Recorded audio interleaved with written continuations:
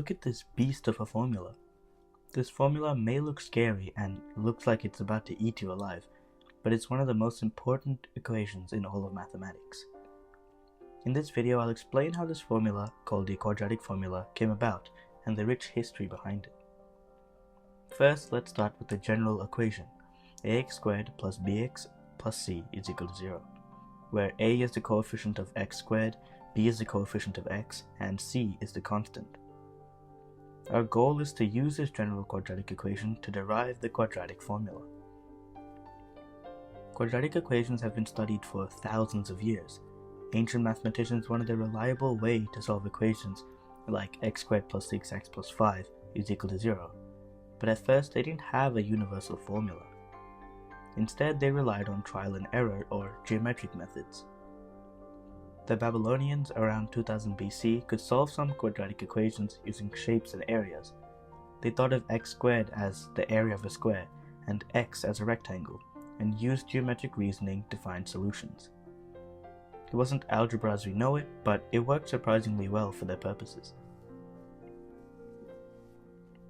Later, during the Islamic Golden Age, mathematicians like Al-Khwarizmi refined these methods and introduced the concept we now call completing the square.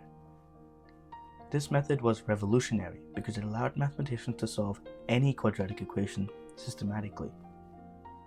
Completing the square means rewriting a quadratic so that one side becomes a perfect square, which is an expression that can be written as something multiplied by itself. There's a simple pattern to this.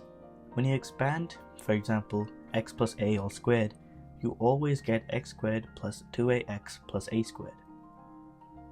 The way to get to this form is to realize a pattern.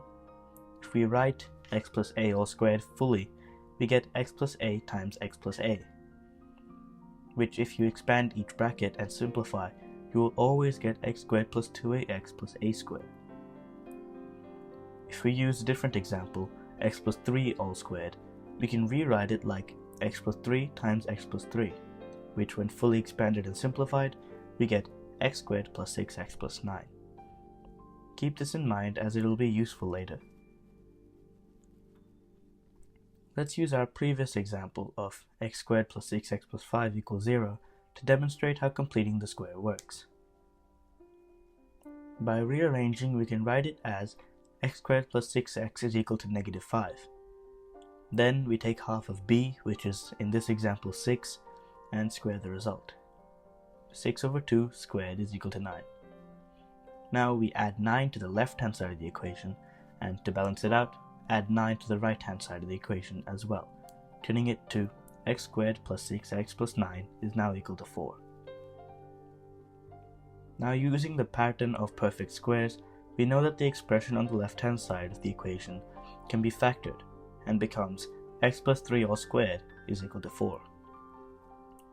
Now we take the square root of both sides to get x plus 3 is equal to plus or minus 2, and now we have two solutions of x, negative 5 and negative 1. From this method, mathematicians eventually derived the general quadratic formula. Let's see how it works. Start with the general form ax squared plus bx plus c is equal to 0 mentioned earlier. First, divide everything by a to make the coefficient of x squared equal to 1.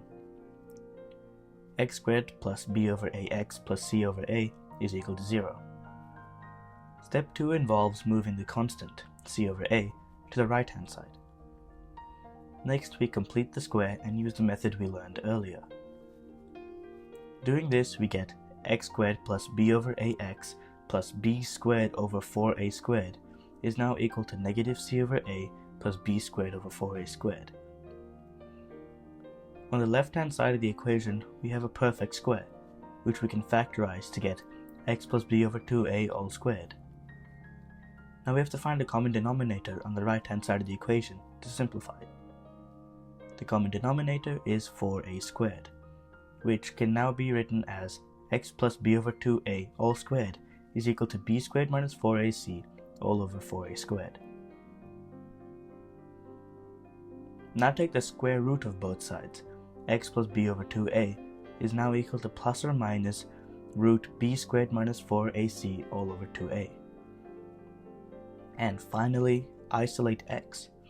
X is equal to negative b plus or minus root b squared minus 4ac all over 2a. This is the final form of the quadratic equation, which can be used to solve any quadratic.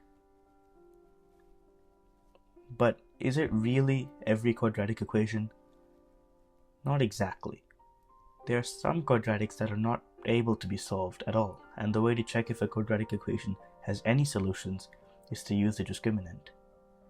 The discriminant is simply the expression inside the square root, b squared minus 4ac, represented by the Greek letter delta.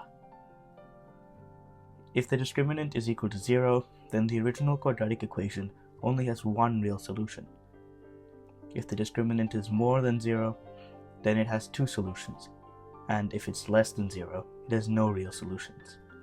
So there are some equations that are not able to be solved, which can be quickly verified using the discriminant. But why does all of this really matter? Quadratic equations appear everywhere in science and in real life.